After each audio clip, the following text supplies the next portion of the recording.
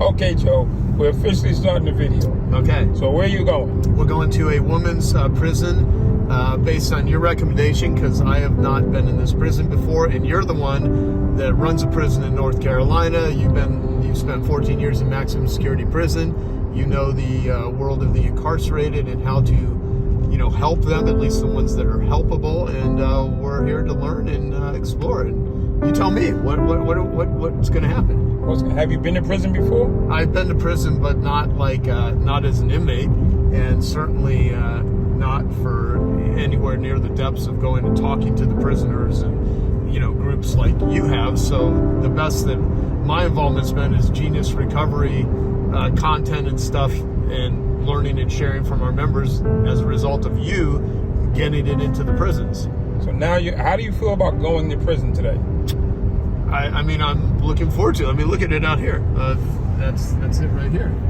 And so, I mean, I guess, you've been to this one how many times? This is my second time coming here. Okay. So, I mean, I'm excited for it. I want to see what I could possibly do. I mean, it always, it's like the same reason I go to 12-step groups. I mean, you see the suffering and the struggles that people have gone through, and I try to, associate bad behavior from badness as a person. Some people have done bad things, but they're not fundamentally bad people. They've just been in places in their life where they're struggling and, where they're desperate. And I believe, and you correct me if I'm wrong, 40% of people that are incarcerated, 40% of people, you said 10% are not guilty, yeah. But 40% have committed some sort of violent crime, so 60% is not violent. So that means there's just a lot of people that it never got into violence, but they're, they made decisions and choices that, ended up getting them. You have a saying, if you could see somebody's atmospheric lifestyle or position, you'd understand the decisions that they make. Yeah. Dr. Don Wood says, if you understood the atmospheric conditions of somebody's life, it would make sense why they do what they do. So what I've learned is that, there's a reason all of these people, should I go up to this? This is it right there. Yeah. So here's it's the same place. So that's where we're going. This Hold is on, right there. Hold on, let me see. Arizona State Prison Complex, Perryville. We're going to go inspire people, share hope, and give them the reasons that they need to just find the better part of themselves and go forward. We can't change anybody. We can give them the reasons to change. Yeah, and in this particular time, you're way more qualified in this area than I am, because this is a bit of a new one for me. But I think I'm going to get used to this, so hopefully we do a lot more of this. There's not qualifications. It's just going through the first rendition of getting it done. Because you know what you know. You are who you are, and that's all that they want. When you come to prison, you talk to people, you don't have to be like them, just be like you, because they need to learn how to be like you, not like their old selves. Ladies and gentlemen, we will see you on the other side.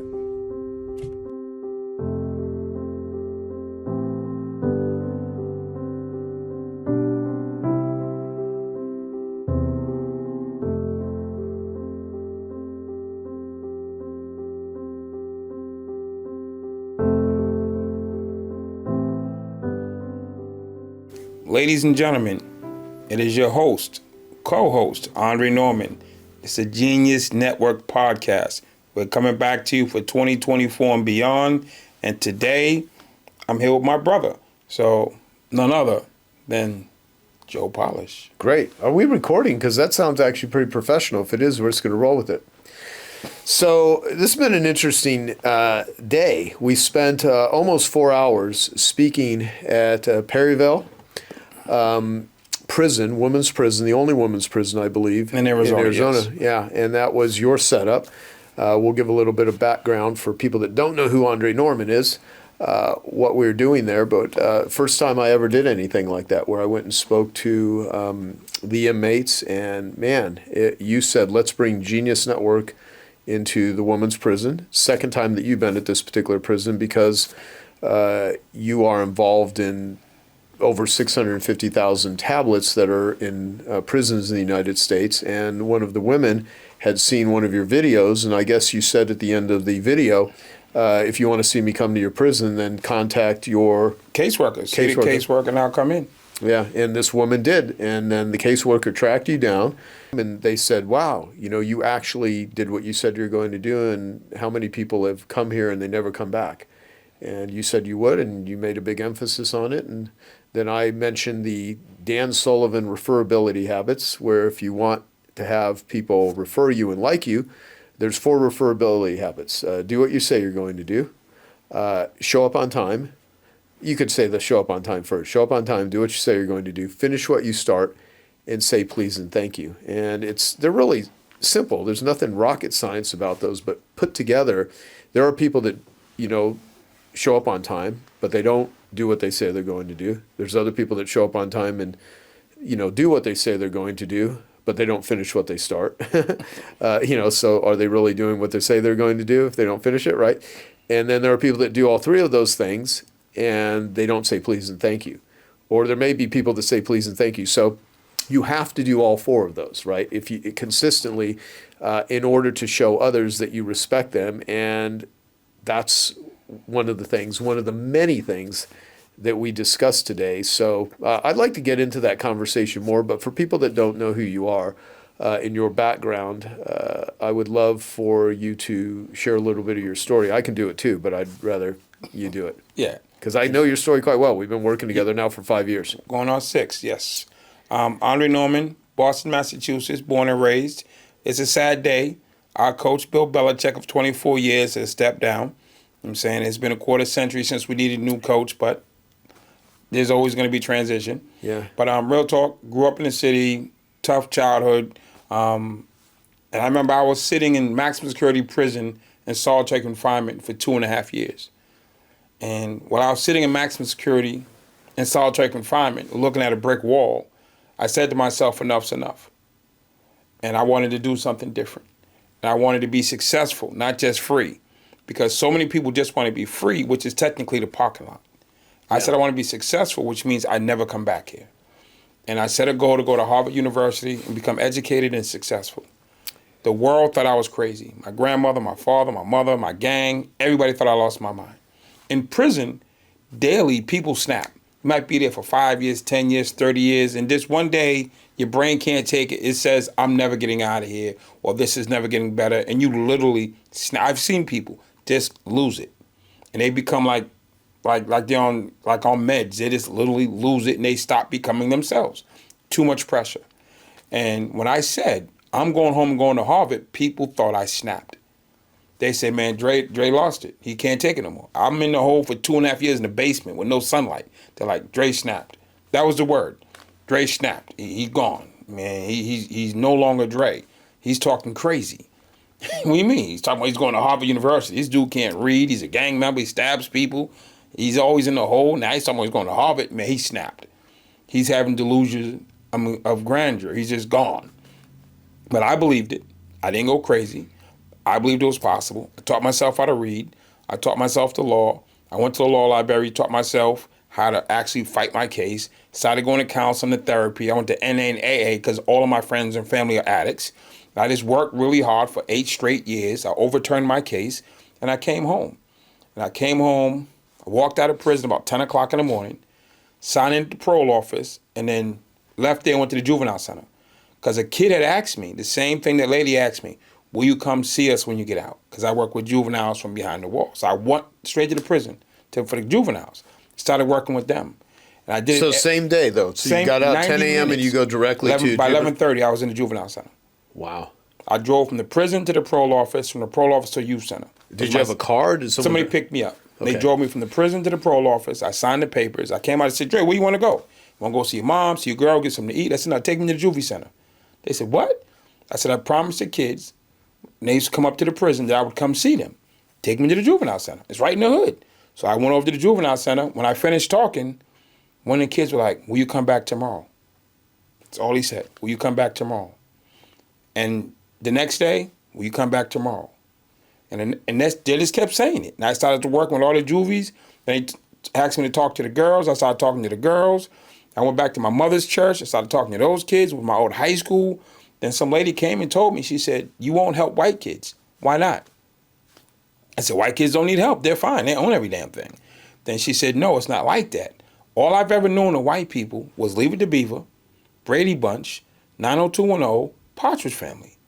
And they don't have problems. They don't have drug addicts. They don't have depression. They don't have suicide on any of those shows. Well, and by the way, so for some people that are young and be like, what the hell, what year are you talking about? I was born in 1967. Right. So all the TV shows I grew up watching, you was no smoking. I remember one show I watched, the parents couldn't sleep in the same bed. It was like old school, old school. But the baseline is I went to the white school. They drink, they smoke, they have sex, they got bullies. They got kids who cut their arms. It had everything. And it was shocking to me because it was just like unheard of. You were insulated from thinking that was happening. It's impossible for rich white kids to have a bad life. When you're on the bottom, you think that there's nobody down there with you. Right. And I'm looking up, they got everything made. Like, how many celebrities have died suicide overdose? Yeah. Michael Jackson and Prince, oh my God, gone. Drug overdoses. Two of the greatest entertainers ever. Drug overdoses. Their lives were so pressurized that they needed drugs to sustain. Yeah. And it took them out. So, but when I'm sitting, I'd love to be Prince. I'd love to be Michael Jackson. I'd love to be John Belushi. I can go down the list. And the fact that they're not here, I'm like, you don't see their lives. You see the TV show. Right. And the TV shows I saw didn't show the real life of white kids. So I started working with white kids, then Spanish kids. I'm in Guatemala. And that's what I started doing. And I met a guy one time flying home from Philadelphia. He said, I'm going to introduce you to a group called YPO. They need to hear your story. I'm like, rich white dudes? I'm like, why am I going to talk to them? He said, they want to make a change in the world and you can be the vehicle. And it struck me. He said, you can help them help change the world. They need you more than you need them. So I started working with YPO. And the deal was I'd come to a YPO speech. Define YPO. I know. YPO stands for Young Presidents Organization. It's probably like 34,000 CEOs around the world. It's the #1 CEO network that's out. And all these CEOs around the world, they get together, have monthly meetings. And when they pay crazy rates. They pay super rates, 10, 20, 30, 40, 50,000 is no problem. There's nobody they can't afford. If your fee's $250, it's not a problem. If they want you, they can afford it. There's no fee they can't afford. So they're paying me corporate rates now, but the deal wasn't for me just to make corporate money. It gave me a chance to do outreach in other cities. Mm-hmm. So now I'm doing outreach in Pittsburgh. I'm doing outreach in Sweden. I'm doing outreach in Honduras. I'm doing outreach in all these different cities, New York and Boston and Harrisburg and California, wherever the chapters go. But the deal was, if you bring me in for high-paid speech, which I call high-paid, you got to give me 2 or 3 days of volunteer work. That's it. So I would go to a city like St. Louis. I stayed for 8 days doing volunteer work before I gave the speech. I went to the Bahamas, YPO. I was there for like 10 days doing outreach before I gave my speech. And that was my way of doing that. And that's how I became the highest rated speaker, not just because I spoke well, but I made impact in every single city I went to. Yeah. Saudi Arabia, to Sweden, to Australia. Every place I went, we did outreach. Well, tell the story of how we've talked about this before on different, we've done a few interviews and stuff before. But when we first met, give the version from your perspective of how you perceive it, because I have my perception, even though it's the same thing, just different ways of explaining it. And then I'll share what I witnessed you do, which solidified why I, felt this is a good reason that I want to get behind this guy and work with him. But go ahead and tell how we met, and then I'll share what happened after that. Hey, I hope you're enjoying this video, and I want to let you know that I have a new book that's come out, and if you'd like to get it absolutely free, there's a link below in the description, or you can wait till the end of this video, or you can simply go to joesfreebook.com and you can get a copy there. My whole life had crashed out. I've been a top-rated speaker, making 10, 15,000 speaking all over the world. I'm living great. My whole life crashes out. Everything's gone. I moved back to Atlanta. I stopped my life over. Doing okay. I'm selling real estate. I'm minding my business. My friends in St. Louis, Dan Curran, John Rulin, John O'Leary, Rusty Keeley, Keith Alper, and Dave Spence. They were friends I met through YPO. They called me back down to St. Louis and said, what are you doing? I said, well, my life just crashed out. They helped me out. I said, so I'm selling real estate. They said, that's not what you do. I said, man, if these other people can make money with doing real estate, so can I. Real estate's not what you do. You need to get back to speaking. And they put together a board of directors for my life, these 6 men. They said, we're going to help you get back out and do what you do, which is help people. Then I get an email like a week later from some lady saying, hey, will you be on my podcast? I said, where are you? She said, Phoenix.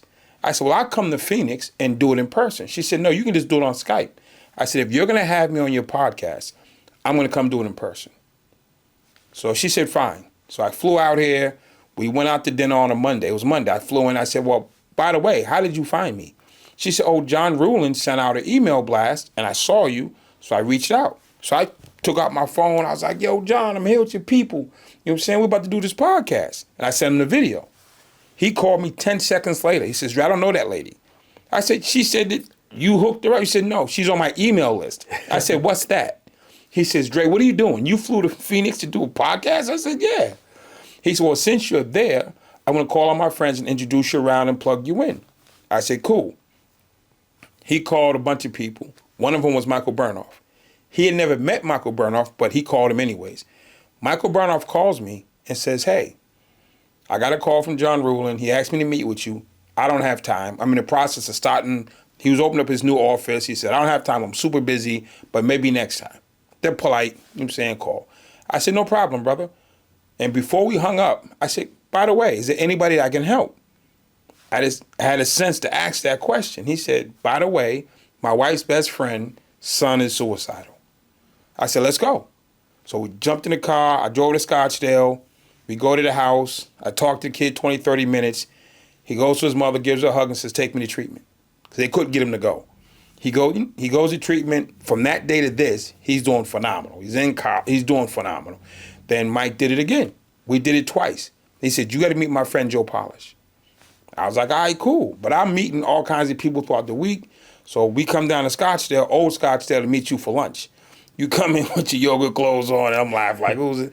I'm saying, who's the guy? And we just started talking, and you was like, what's your situation? And I was like, yo, I'm in transition. You said, well, what does it cost you to live where you live? And I told you, I said, $5,000 a month is about my average cost. You said, I'm going to give you $5,000 a month for 5 months. No questions asked. Go live your best life. Come by my office tomorrow. My assistant will write you a check, and she'll send you one for the next 4 months. I came by your office, and I came in. You wrote the check. We made a quick video, and I took a picture. And then you said, oh, by the way, my meeting, Genius Network, is tomorrow and the day after. You can come if you want. So I was like, cool. I just stayed. So I came to the Thursday meeting, 25K meeting, and I'm just hanging around downstairs, and I'm meeting people. And there was a lady by the front desk. I can see pain. I can see stress. I can see hurt. So I would just be walking around your building, and I would see people, and I would approach them like, hey, what's really going on? And I'd get them to confide in me, and I'd help them. And then we got to a point where that just became my role for you at Genius. This random black guy downstairs solving my problems. Can he, what's the best part of your week? Man, the guy downstairs saved my brother. And then that was my thing. And we just been rolling ever since. And I remember, I'll never forget, I was in the Mall of America in Minnesota. I'm sitting in the mall, and you called me. And when you called me, I'm like, okay, I knew you a little bit. And you called me, and you just started talking. I guess to other people, that's normal. But to me, I'm like, okay, that's Joe Polish. He runs this massive. Why is he calling me? And when you called me, I said, he needs someone to be there for him. That was I remember I sat down in the restaurant, I stopped moving, and I listened to you for as long as you needed to talk. And I said, he needs someone to be there for him. And I said, well, he was there for me. I'm going to be there for him. Because at the time, you're good. You got this giant building, this massive company. You're fine. You can help people. But when you called me that day, I said, he needs somebody in his corner. And you didn't know who you helped. You had no understanding. Like, I was like the third ranking gang member in the country. I didn't rock and roll all over the planet, and I'm loyal. And the one thing you needed was somebody who was going to be loyal to you. Not to the company, not to an agency, not to a business deal, but to you. And you ran up on one of the most loyalist dudes ever. And you helped me with no questions asked. And I said, I'm just going to be there for you. I'm going to show you what loyalty is from the penitentiary world. You know what I'm saying? So you've been getting penitentiary loyalty for the last 5 years. It's pretty good, yeah. Yeah, well, wow. No, thank you. Thank you for sharing that. Yeah, what I think it was that night or was it the next night? We But went you- to the house with the kids. Yeah, and that's so you would share with me, and I remember saying, okay, I charge $25,000 a year for this. I don't ever have anyone come as a guest unless I'm interviewing them, or they're speaking, or I'm a business partner with them, or they work for me. And I said, I'm going to pay you $5,000 a month for 5 months. I'll be $25,000, and I'd like you to see what we do, and it'll teach you how to build and run your business. Not knowing I didn't go into this with any expectation. I was just like, I could see you were wanting to help people. I really felt you were genuine and sincere, which you are, and I wanted to support that, right? So it didn't require me to, and I have the means to do it. This whole thing where people say money can't buy happiness, I say, well, that's bullshit, because I buy happiness all the time with money. I got an iPhone 15. What you talking about? Yeah. I got my Apple Watch on. What you talking about? So the funny thing about that is, like, say that you are buying things, but none of that makes you feel happy, right? Because happiness is not always necessarily the goal. People that say money can't buy happiness haven't given enough of it away. And if you can help other people with money to improve their situation, medical care, sometimes feeding them, you can do a lot with money. And I am also very careful. I don't like giving people loans. It better be a really dire situation. And, even close friends, I oftentimes will, because I learned over the past. Your loans will mess up a friendship fast. Exactly. And oftentimes people end up not being resourceful when they think they can just get other people. So it enables people oftentimes. And you also take on someone's life problems when making it your responsibility, which screws you oftentimes twice. Not only are you out of the money, or now you're put into that situation, but now you're caught up in a drama. Exactly. So, it takes a lot for me to do that, unless I really see the intention. What really, though, solidified going deeper with you is you're in town, doing this stuff, but you're like, yeah, I'm going to go speak at this group, and you're like, well, and you said, yeah, I'm just doing it. I was asking you, and you're just volunteering to do it. So I'm like, can I go to this? And you're like, yeah. And so I go to this home where all of these YPO members are there with their kids, and like this big giant family gathering sort of thing in this big ass living room in a nice house. And I'm just seeing you pour into helping all of these kids that have struggles. And I'm like, man, this dude really is wanting to help. You're really doing good work. And that's what like really got me to see that, yeah, you're a badass. I mean, you don't need to do any of this stuff, but you're doing it to add value to the world, because, you were an ex-convict. You spent 14 years in maximum security prison. You had a really shitty, difficult life. You found a spiritual awakening in the middle of something I couldn't even fathom, and you got out. I think you might do good in maximum security, Joe. I may. You know why? I think you would do really good in solitary confinement. You would be at peace. Nobody could disturb you. You can think all day long. Mm-hmm. I mean, maybe. Literally. I don't know if I want to try that. I'm just saying, if you went to solitary confinement, Joe, nobody could bother you. Mm-hmm. The only problem is you can't send people voice messages. Yeah, or all these texts and all that. No texting, no voice, unless you got a hot phone. It'd be miserable. No. So, well, I remember they got tablets now. Yeah. You can send. Let me take that back. We'll give you a tablet. You can send out voice messages. Can people send voice messages on those? No.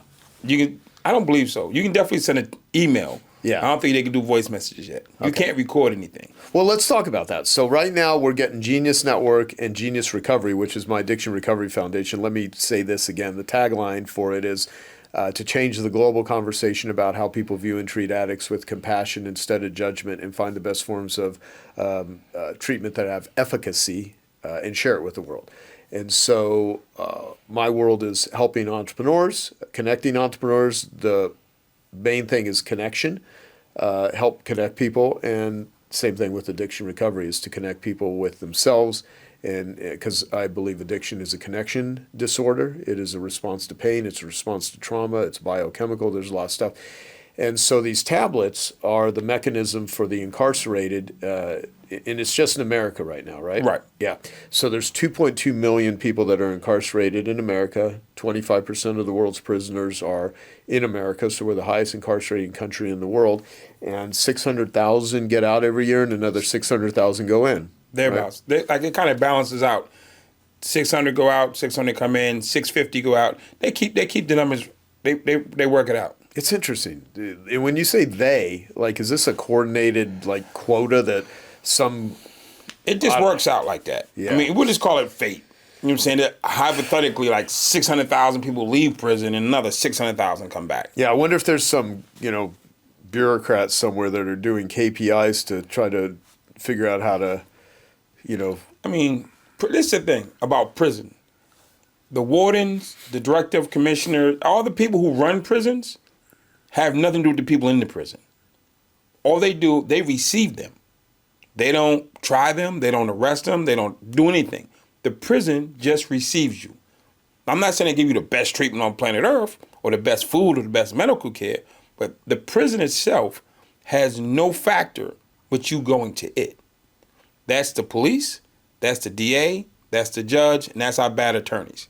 Yeah. So the police arrest you, the DA prosecutes you, the judge sentences you. All the prison does is receive you. And they'll hold you for the term that the judge gave, based on what the DA said, based on what the policeman said. Yeah. So the prison itself, we blame the prison for a lot of the problems. They're just a receiving agency. Yeah, makes sense. So it starts at the ground level where the district attorney determines the level of crime you face. So I get arrested, you get arrested. You get more money for a better lawyer. So the chances are your lawyer is going to come in, you pay them $100,000, he's going to know the DA or somebody knows the DA, it's going to be the backroom conversation, you're going to get a chance to go. I seen a kid I work with, third offense, domestic violence. His parents could pay for him to go to a brain clinic because there was something wrong with him versus going to jail. So the judge released him to a medical facility for brain injuries. The kid didn't have a brain injury. But you could get a diagnosis, and then you could swing it to the courts, and the judge is just looking for, okay, okay, cool, send him to the brain factory. Let him go get fixed. Right. But I can't afford a brain doctor. I can't afford, and they paid out of pocket for him to be in that center. My mother can't afford, so I'm going to county jail. You know what I'm saying? Poor people go to county jail, rich people make bail. That's the whole argument around bail doesn't work because it's only poor people can't afford bail. If the richest person in America committed a crime and the bail is $5 billion, he's walking out. But I can't pay $100,000. I can't pay $10,000. So it's not about, when it comes to that, prisons just receive people. And they're receiving a lot of people. So the people going in and coming out, parole, probation, none of that's predicated on the facility itself. They just house you. They're responsible for programming and the rest of all that type of food, but coming and going, they have no bearing on. None. Yeah. So, well, okay. So I brought that. Thank you for that education too. I mean, I learned more and more. I'm a about prison this. expert. Yeah, of course. No, I totally know you are. It appears that you are a prison expert. Well, let's talk about guys like what's recent and controversial. Hunter Biden, Jeffrey Epstein, someone who is that wealthy, who just skirted the law. For a while, every now and again, you're going to take a hit. I mean, some stuff you can't get. At some point, right? At some point, money can't buy your way out. Right. Even when I was a kid, when I was a cute little 15-year-old, the judge would let me go, and the judge would let me go. Afterwards, I said, you're not cute that more, let's go. But the Jeffrey Epstein, he had enough money and friends to not get arrested. Not get away, not be arrested. And he got away until he didn't. And when he didn't, and it got to be so big, some cases are so big you can't just turn away from, right. And money can't buy you out of them. So he was in a situation where he was just stuck. There have been celebrities who've gone to jail before. There have been rich people. What was the DuPont guy? Mm-hmm. He got more money than anybody. Sometimes you can't buy your way out, or not buy your way out, pay your way out. There's a difference. Well, and you know what's interesting is some very rich people that they just get away with it for so long, and they're able to buy their way out of it. And then, what do you estimate of what percentage of people that are incarcerated were wrongfully accused that really didn't Wrongfully commit it? accused, or in prison or I'll jail say because they didn't people even... who didn't do it, easily 10%. If you ask me, I'll say 10% of the prison population didn't do it. Well, Dre, that seems like a high number. How do you come to that? Go to Google right now, put in wrongly convicted man released, and 1,000 stories are going to pop up. 1,000 stories. I'm not talking about 2. I'm talking about hundreds. You just go to your Google right now, put in wrongly convicted man released, and I assure you hundreds of stories will pop up. How does somebody do 30 years in jail, 20 years in jail, 40 years in jail? And he never really did it, because this is the thing. At trial, it's who can tell the best lie. It's not who did it. It's not about who did it. It's who can tell the best story wins. So if the DA tells a better story than a defense attorney, he wins. OJ's lawyer told a better story. It's not about guilt or innocence. Who tells the best story? Now, when you factor in, I'm black, I got a public defender, and the jury's my jury was all white, just so happened, and so I'm swimming upstream.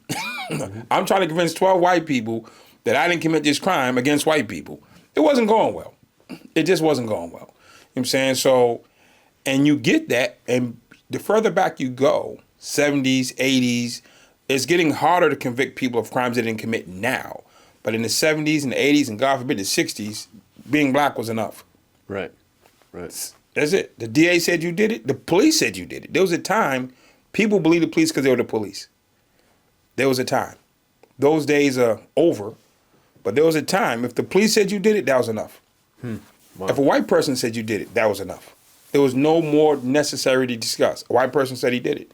We're not going to not believe this good white guy. He must have done it. Yeah. So, because people may be asking, and we haven't discussed it, why did you go to prison? Oh, I robbed drug dealers.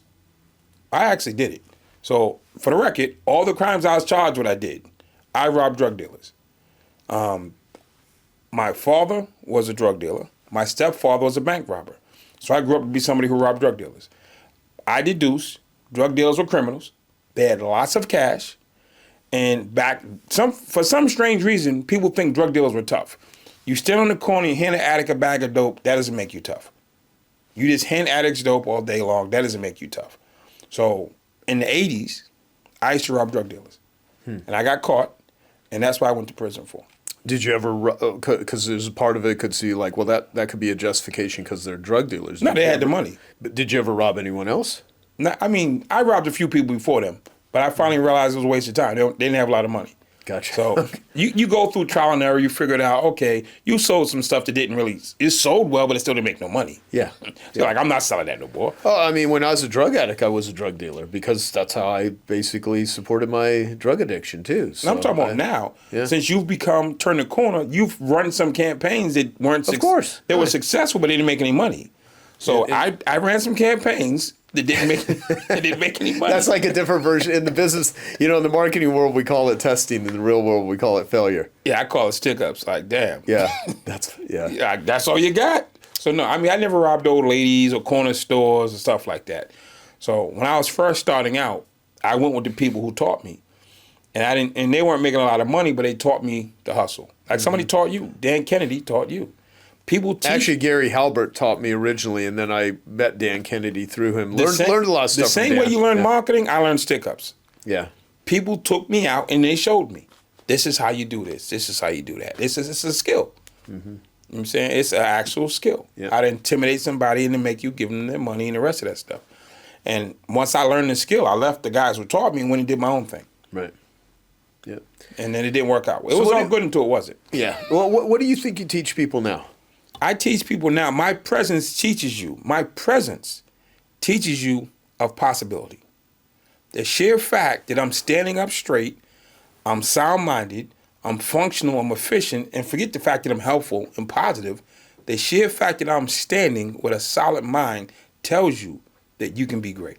You say, this man grew up in a horrible situation, spent 14 years in maximum security prison. I didn't do any camps.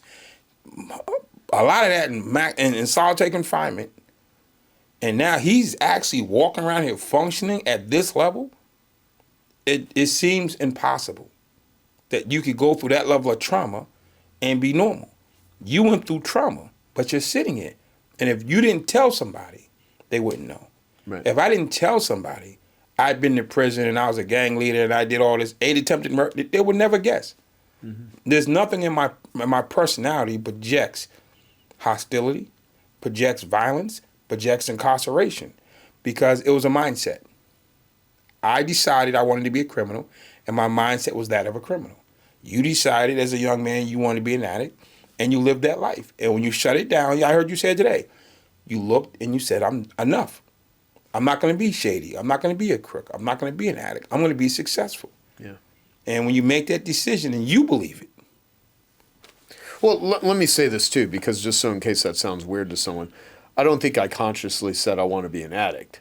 What happened is my life, I view addiction as a response to pain. Like right. my friend Gabor Mate says, the question is not why the addiction, but why the pain. And so I had so much pain in my life that the addiction worked. I mean, it was a solution. It was a solution to pain. It was a solution to loneliness. It was a solution to not feeling okay in the world. And it wasn't a very good solution, because it's a solution that can fuck up your life, that could have all kinds of negative consequences, that can put you in situations that could kill you, get you in legal trouble, a whole variety of stuff. If you had a couple keys, you'd have ran into me. If you'd have got up to the point you was making some money, man, I might have to come visit you. A good thing I did. Listen, if you'd have got up to some, but believe me, I wasn't out in the street corner handing out drugs to people. What state was that in? Massachusetts. Massachusetts. Yeah. Okay. I'd have popped out here to Phoenix. I'm sure you would have. There's a lot of people who went on the road. I would have been a good mark for way back then. Big black guy, skinny white guy selling drugs. It doesn't matter how size you are, right? It's how much drugs do you got. Yeah. I don't care how big you are, how small you are. How much drugs you got and how much money you're making. Well, so how'd you become the number 3 gang leader in prison? The way I became the number 3 gang leader in prison was I heard a bunch of people, for one. But this is a thing that really did it. When I first got to prison, my buddy Dominic, he's the number 1 guy in the whole state. So I'm hanging out with Dominic every single day. I have what state was this? Massachusetts. Okay, still in Massachusetts. Still in Massachusetts. Massachusetts State Prison, max security, MCI Walpole. I'm hanging out with Dominic. He's the guy, top guy in the state, and I'm from his neighborhood, so I'm in his gang. So I'm with him every day, and Dominic's the toughest guy and the leader. So all the tough guys are surrounding him. So I'm hanging out with him every day. I'm his right hand. And I would see the other tough guys that had the biggest names would come to Dominic and they would sit and confide in him. Today's my daughter's birthday and I don't know how to write her a card. Today's the day my mom died. Today's the day of this. Or today's my dad got cancer. They would go through all of this stuff and they'd be in his cell crying. I'm like, this is like the Mike Tyson of our prison crying. I'm like, what is this? And Dominic would counsel him in his way, the best he could. And I learned the toughest guys had problems too. And he managed them not by hurting them or being tougher. He managed them through solving their problems, healing their problems. You know what I'm saying? Walking them through. And I saw that's how he managed everybody. They were loyal to him, not because he was the toughest. He was the kindest. So I took his approach. When I started becoming, I hurt people too, but I was kinder than I was meaner. That I was a guy that you can come to and talk about your grandmother, your sister, your daughter, or whatever the thing was, and I would help you through that. If I took the pain out of your life, whatever trauma you've been through, you're going through, if I can remove that from you, your loyalty's unwavering. Yeah. Because you don't want this pain back. You don't want this thing back I just took from you. So I used to manage people through handling their trauma. Let me ask you, when you said you hurt people, were you hurting people that were, did you initiate it? Did you go after them? Yeah. Let's 100%. Never once was I attacked first. Okay, explain to me what would cause you to hurt somebody. You didn't pay your bills on time. In prison? In prison. Like you were you buy some drugs. Enforcer for someone else that asked you? Dominic. I work for Dominic. Oh, okay. So if you didn't pay your bills on time and they couldn't negotiate something, I might get the call, go see Joe. And they would say, at what level I need to go see Joe. And I'd come down and meet you at the level I was sent to go meet you at. Or your gang and our gang got into a beef about something, who knows what it is, we're going to go out to the yard and we're just going to have it out. You're saying maybe sometimes it's racial situations. Two guys get into it, and one guy's white, one guy's black, so now all the white guys in the yard, all the black guys in the yard. So any minute, 20 times a day, anything can erupt. But majority of the times, I had to put my hands on somebody, or I put a weapon in somebody. It was gang-related, and it was enforcement. It was not, I was never in fear of my life. I'm not going to cry that. It was like, you disrespected, you violated, you owed, and you did something shady, something. You violated the code of the prison. And since we're the code enforcers, we're going to enforce these codes. Yeah. So today when we were in prison speaking, there was, I don't know how many were there for murder or for killing someone. I don't know. We didn't go into that with what they were there for. A couple of them shared with me what they had done and why they were there, but I didn't ask. They, and it was very interesting because some of them were really just, if you didn't know they were in prison and you would have met them out, you would have no idea just by, I could see how it's so easy for people to stereotype based on what they see in movies, what they see on TV, that sort of stuff. Movies are fake when it comes to prison. Yeah. Super fake. Even about addiction as an example. Like it's rare that I ever see a movie that's depicting drug addiction that isn't glamorized or isn't, a lot of bullshit. I mean, let's take sex addiction. The closest movie that probably depicts it, and it doesn't offer a solution, it just depicts sexual addiction, which is a very misunderstood, it's an intimacy disorder, right? Is a movie called Shame. And it just shows a guy, they do a really good job. The movie Shame is really well done, but most movies are total bullshit. So, yeah. So let me think I was going to ask you.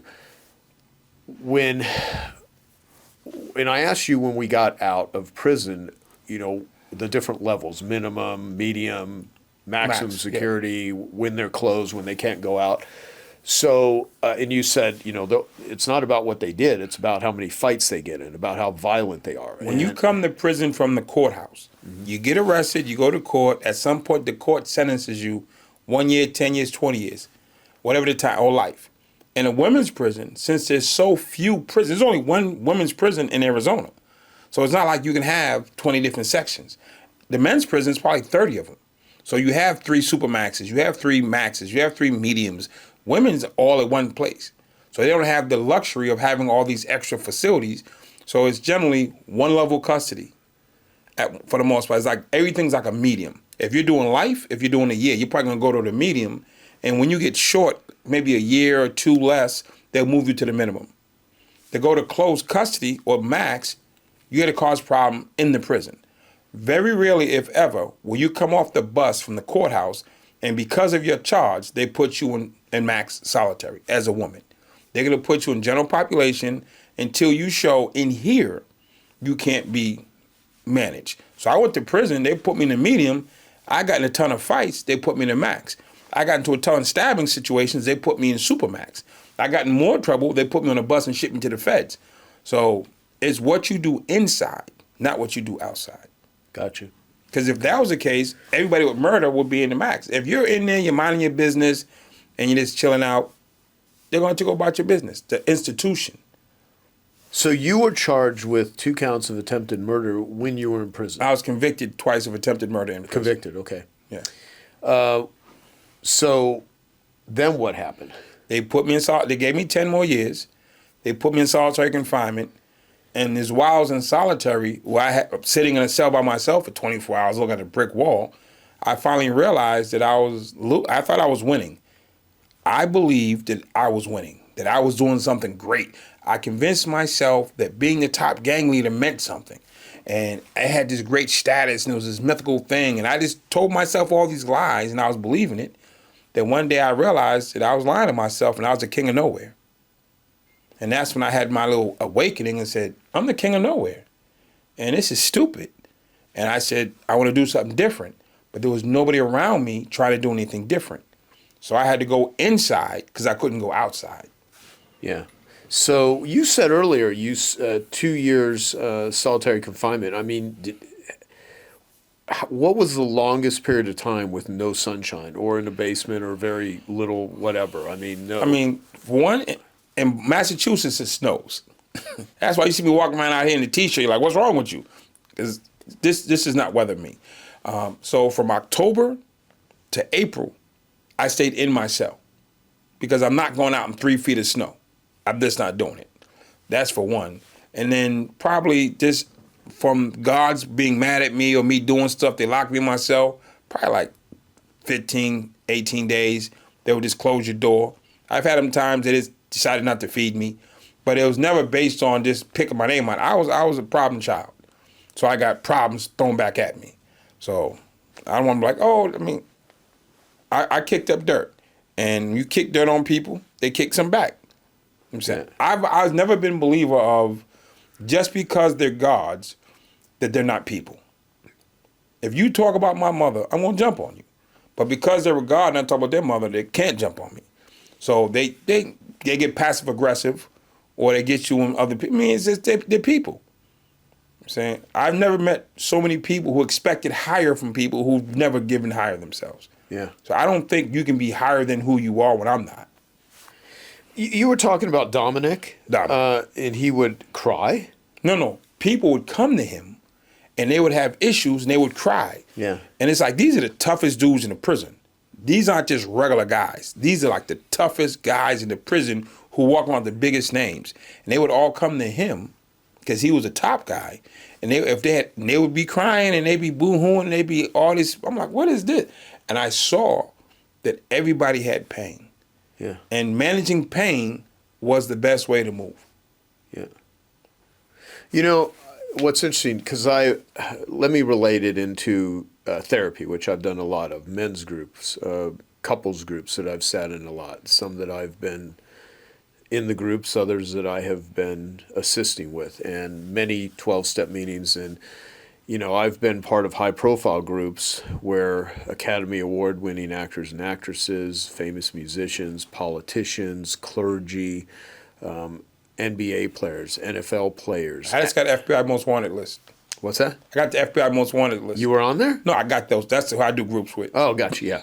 So, and, you know, I've been in rooms with people that the world admires and that are billionaires and that have, in some cases, thousands of employees, highly influential, and seen them just in the most broken states. And it gives you a perspective that if you've not been in those positions, and this was going back, you know, over 20 years ago when I first started doing that, right? And it gave me a whole nother perspective of, man, just because you're successful and the world admires you, it's similar to what you're saying about, you know, all these white kids don't have any problems. I mean, everybody has freaking problems. Right. At every socioeconomic level, doesn't matter your fame. And in many cases, a lot of people rose to those heights because of the pain and adversity, and they somehow put that effort. Yeah. You know, I mean, if you read like Elon Musk's latest, you know, the Walter Isaacson one, where, I mean, he had a shitty ass childhood. His father was, you know, if what is written is accurate, is, you know, can be pretty despicable. And, you know, getting the shit beat out of him. You know, of course, you know, Elon is driven through pain and adversity, and, you know, is super intense. I mean, it goes back to what, you know, our Genius Network member, Dr. Don Woods, says, you know, if you understood the atmospheric conditions of somebody's life, it makes sense why they do what it is they do. And that's what we talked today to the women prisoners about. If, you know, all of you had atmospheric conditions in your life, that me, you, all of you that ended up, it would make sense why we're at where we're at in our lives. And as an adult, I believe you can change the atmospheric conditions. And I think if you do, you can alter the atmospheric conditions of your family, your community, people that you influence, that sort of thing. So did you ever break down and lose it in prison, or did you somehow compartmentalize it where you were always like this tough guy, where you just never felt such immense sadness or whatever that it would cause you to break down? Maybe, you know, I think violence and rage is often another form of expression. You know, we're all expressing ourselves. It's just different people do it in different ways. So how did you? The first time I cried in prison, I was in solitary confinement, and my sister called me. I called my sister. She said, "Go get the paper and read the obituaries." I'm like, "Why?" She said, "Get the paper and read the obituaries." So I go get the paper, I read the obituaries, and my best friend from childhood died. He had a drug overdose, and he died. And we used to, this is my third grade, second grade, little kids playing in the dirt. That was my guy. And him dying, I cried in myself. I'm glad I was in solitary confinement, nobody could see me. That was my best friend. Then the second time was I called home and I got some news about a relative who's using drugs. And I was like, nah. So I called another relative and they confirmed it.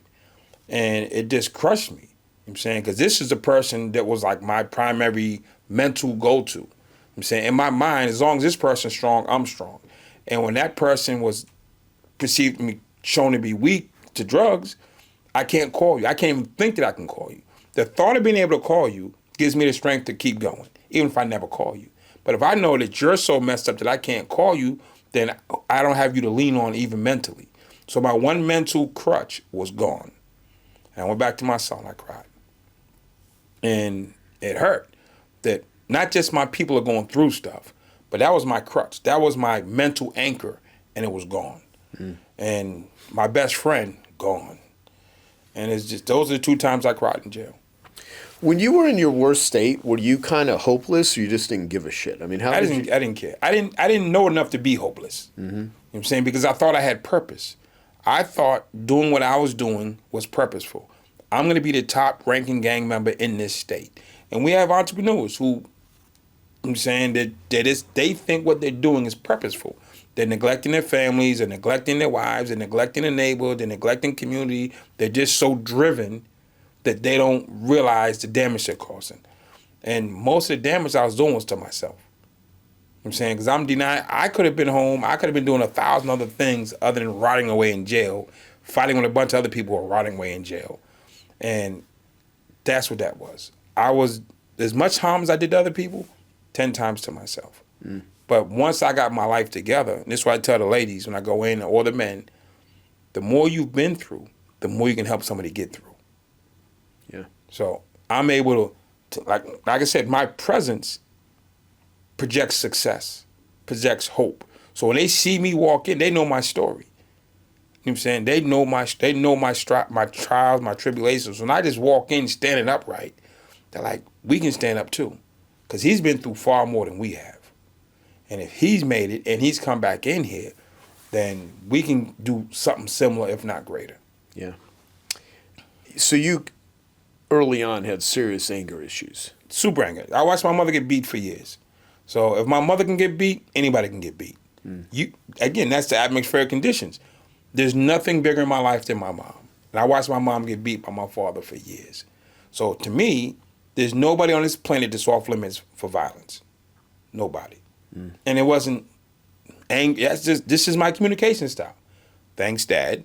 This is how you communicate. Punch him in the face. If you can punch somebody that we love and you love to that extent, that hard, what am I gonna do with a stranger? Opposing gang member, right? Prison guard. I'm saying there's no limits when it comes to violence. Well, my first level of violence is watching my mother get it. So you couldn't tell me there's levels to this. There's no level. And if you got in the way, I didn't understand levels of violence because I witnessed the worst thing you could ever watch. The woman who brought you here get beat. Yeah. Can I talk about your mom for a minute? Is that okay? Sure. So you're, at the time we're doing this right now, tonight, you're taking a overnight flight across the country. Your mother's funeral's tomorrow. My mother's funeral's tomorrow, yes. And, you went to prison today and you're talking to a group of women because you said you'd come back the day before your mother's funeral. Do you have sadness with this? How do you process it? Because you don't strike me as someone that feels super comfortable with and you're always putting yourself in a position helping people. I see people cry around you all the time. I see you constantly taking care of people. What do you do when you're going through grief? You're going through sadness. How do you process it now? When the call came in that my mother, this is back in May, the call came in, she was on a ventilator, we know if she was ever gonna wake up. All the kids shoot to Virginia to see mom. And she comes out of the coma or whatever she was in, and she's awake. And she's sitting with us one at a time. And when I sat with her, she kind of said, like, why are you here? I'm like, your mom, I mean, you're kind of like touch and go. I mean, how am I not going to be here? And she said, you help people. I said, I'm here for you, though. She said, if you're here, what I want, what makes me happy as a mom is that you're out there helping people. Because for so many years, I couldn't say your name with respect. For so many years, I couldn't hold you up in high esteem because you was out in the street or you was in prison acting crazy. But for the last 24 years of my life, you've brought me nothing but joy helping people. When people ask me, where's my son? Oh, he's out in Arizona talking to businessmen about addiction. Where's my son? Oh, he's in Kenya helping people build wells. Oh, where's my son? Oh, he's down in Miami helping, you know what I'm saying, ladies get out of human trafficking. Oh, where's my son? Oh, he's at his office at Harvard. He's at the law school teaching. Oh, where's my son? Oh, he was just with the United Nations or the Prime Minister trying to make a difference. And if you ask and she doesn't know, she'll say, I don't know where he is, but I can guarantee you he's someplace doing something good. And that was our thing, that my life testimony was to her. And that's what made her smile about me. I got other siblings, I don't know what they smiled about for them. She was proudest of me when I was on stage. Whether it was in front of a group of entrepreneurs or a group of women in prison, a group of kids in Guatemala. She used to call me like, what part of the world you in today? That was her saying. I'm like, Mom, in Phoenix, Arizona. Where you at today? Oh, I'm in Liberia. You know what I'm saying? I'm in Monrovia, Liberia. I'm in Stockholm, Sweden. I'm in Germany, and I'm helping somebody. I wake up every single day. I say, who can I help today? That's the first thing I say when I wake up. Who can I help today? And I can honestly say, we helped over 60 women today. Over 100, because we did two groups. Over 100 women today minimally were impacted. Right. Not about the other calls we made, minimally 100 people today. And that's what makes my mother happy. That's what makes her smile. And that's what makes her smile down on me. So she's like, go do what you do. On her birthday, last year, she got sick May 14th. June 1st, on her birthday, I was standing in a men's prison in Louisiana speaking, helping people. And that's what makes her happy. Me sitting at the foot of her bed crying, she's like, dude, you weren't raised like that. You're not that type of guy. You ain't built like that. So don't try to be that. I got kids, we got brothers and sisters who do that. I got a brother who sit there and cry all day, might jump in the grave. He might jump in the casket. You know what I'm saying? If my brother jumped in the casket, nobody be shocked. Andre's the guy that forges away. My mother would tell you, if you called her and said, hey, the prison blew up, it was a massive riot, 800 people got killed, and 10 people are in court, in jail. She's going to the jail. She's like, my boy he ain't gonna go down. He ain't gonna go down. My mom was old school, and she just loved the fact that I help people. Yeah. And I'm gonna, for the rest of my days, help people. So, all right, let me, because I'm really thinking about this. I mean, at this moment, I'm almost thinking, what an interesting question to ask people. What makes you sad? What makes you cry? How do you process grief? What makes me sad is when I can't help somebody. When people call me after the fact. I've gotten calls after the fact. After someone's OD'd, after somebody's OD'd, suicide. after somebody died, after somebody went off the cliff. And then I find out. I had a friend call me a couple months ago. His son's been in jail for 4 years.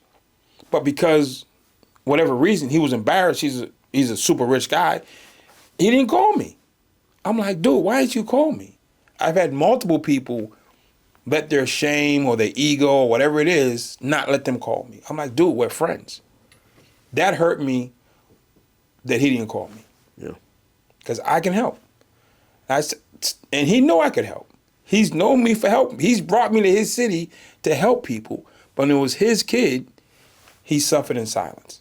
And for me, that's what hurts me, that my friends suffered in silence.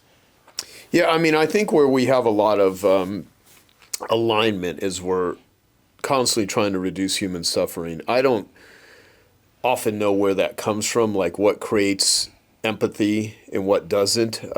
I mean, there's people that have the ability to, express empathy and do things that at levels that it's even hard for me to comprehend, because I'm always thinking I'm trying to help people, and I'll meet people like, my God, what you give to the world. And I know we have saved quite a few lives together through Genius Network. I mean, I don't know any other entrepreneurial group that has on their team, if anyone's going through challenges. Crisis manager. Yeah, that you will hop on a plane, you will talk to them. And so, I mean, I've had quite a few Genius Network members that have been like, yep, Andre helped save my friend or my child or my brother or my sister's life because of what we do. And the thing with, who helps the helpers, right? And that's really what You helped me. And you know who I was. Mm-hmm. And when I needed help, John Rowland helped me. Mm-hmm. Mike Burnoff helped me. People helped me. Keith Alper helped me. Dave Spence helped me. Rusty Keeley. I can give you a list of people who helped me. I'm saying my guy Simon in Jersey helped me. I mean, it's different ways in different spaces, right? But people say, well, you don't seem super remorseful. You seem like you live in this space. I live my life every single day to show that I deserve an opportunity to be free. I live my life every single day to show that I'm a worthy human and that I deserve grace. Because I don't scream hallelujah, fall on the floor, and I don't smile and cartwheel and shit. Don't get me confused. You know what I'm saying? I'm not the super playful guy. I'm going to get up. I'm going to help you. I'm going to show up. No blink. I don't care if I got to walk, crawl, or fly. I'm going to get there. But how come he's not smiling more? I go, come on, really? Does it matter? You want me to smile more? How about I just get your kid into treatment, or I put your husband in treatment, or I get your kid out of jail, or whatever. Let me do what I do. Stop trying to tell me how to be. Yeah.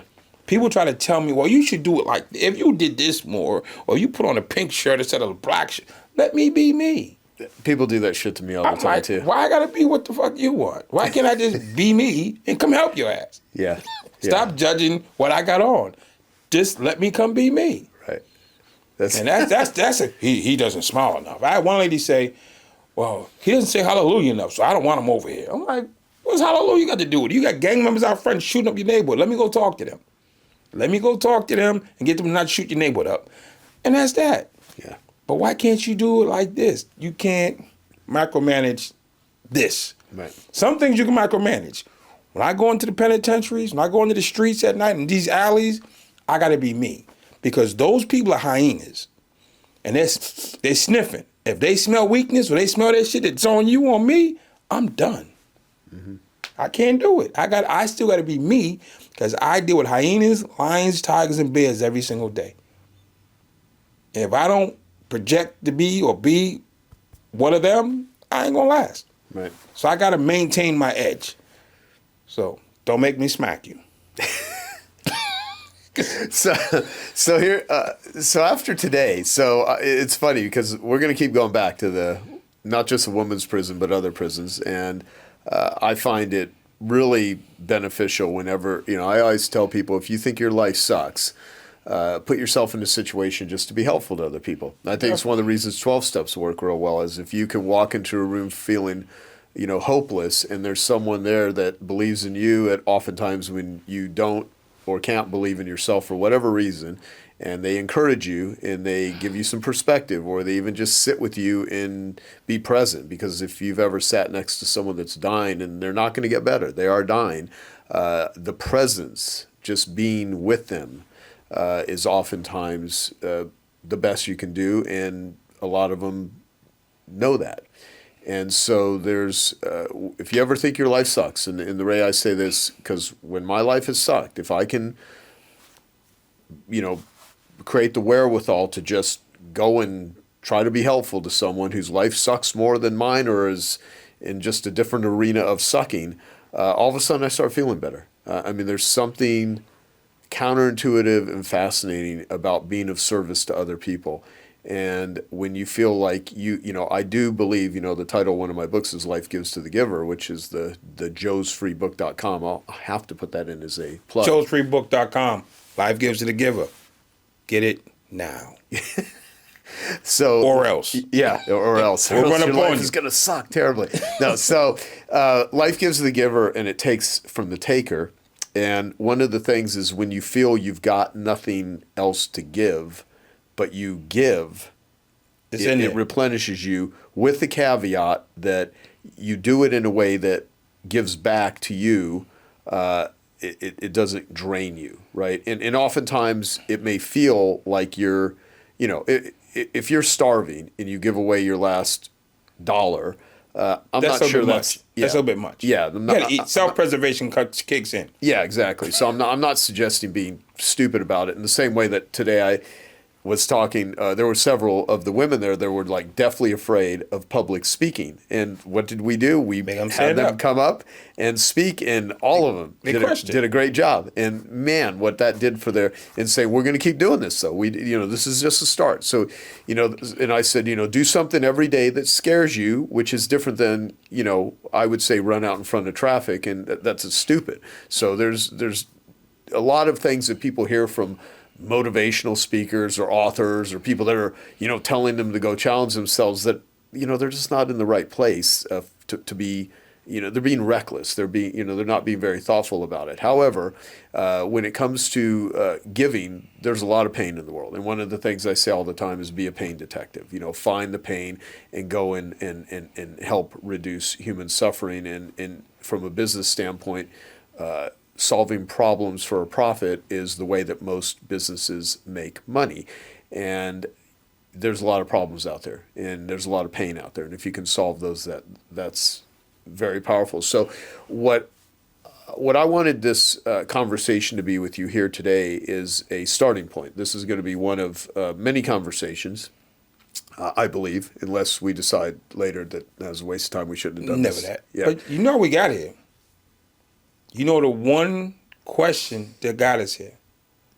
When Michael Burnoff said, I can't meet with you, I could have said, cool, I got 5 other people to meet with. I said, is there anybody I can help? That's how we tied in. Yeah. Give with no expectation.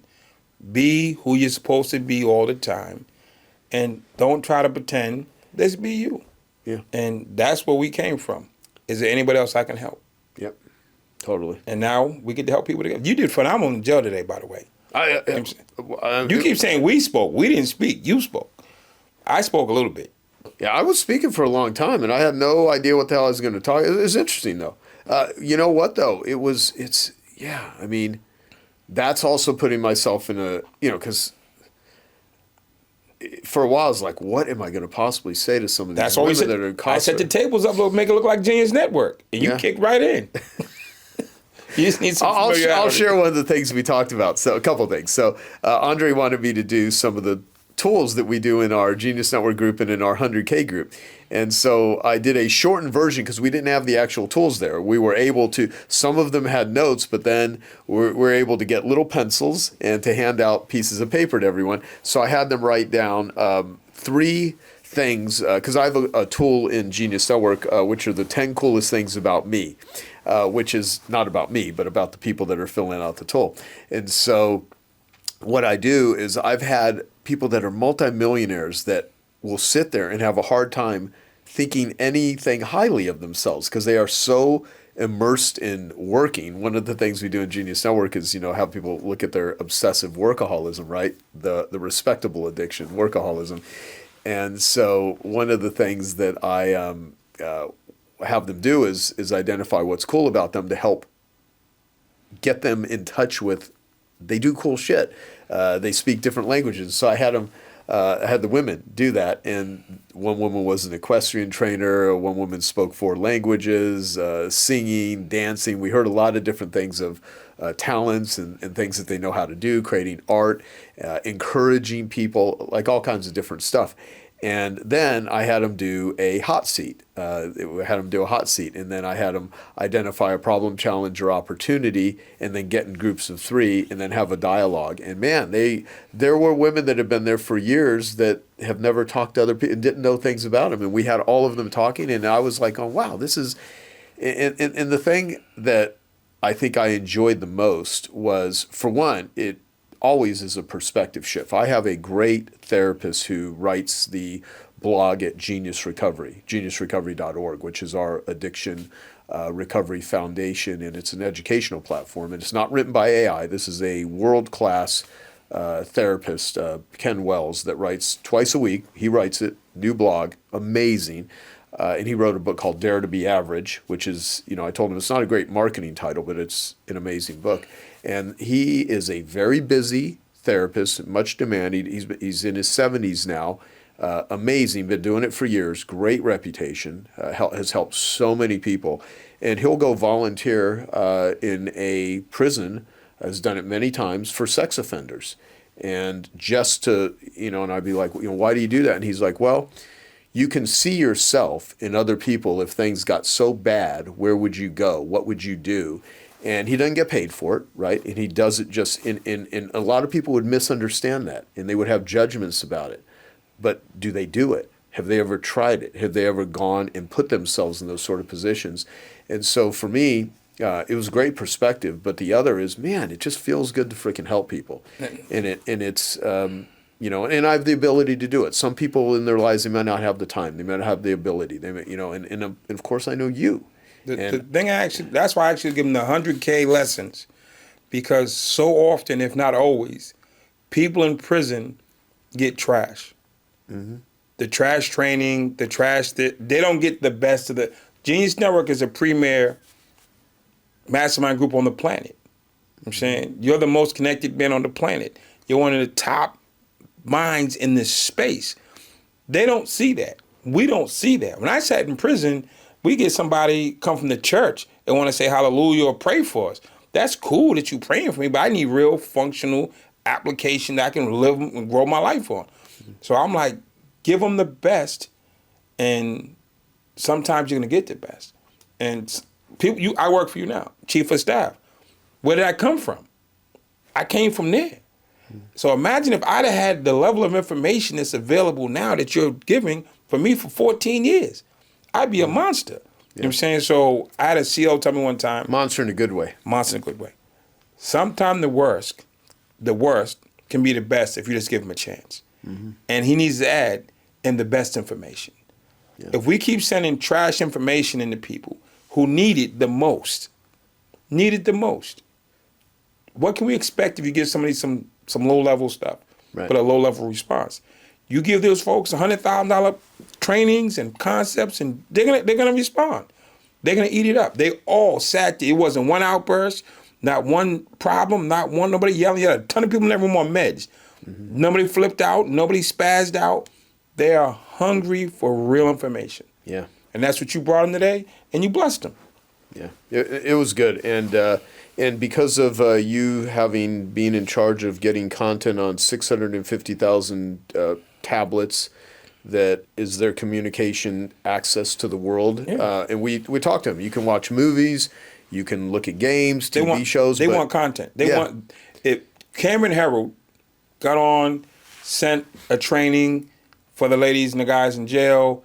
Jenny and Joel. Yeah, Jenny and Joel sent content. If you want to bless somebody in jail but you don't want to go, they can just send the content and we will put it on the tablets and we'll make it available for them for free. Yeah, and it's great because now we're able to give people that are incarcerated the ability to learn stuff and redirect their lives so that when they get out, they're contributing. And we talked about value creation. We talked about ethics. We talked about make sure that your give is equal to or greater than your want, because everybody wants something and they ate it up and they were appreciative of it.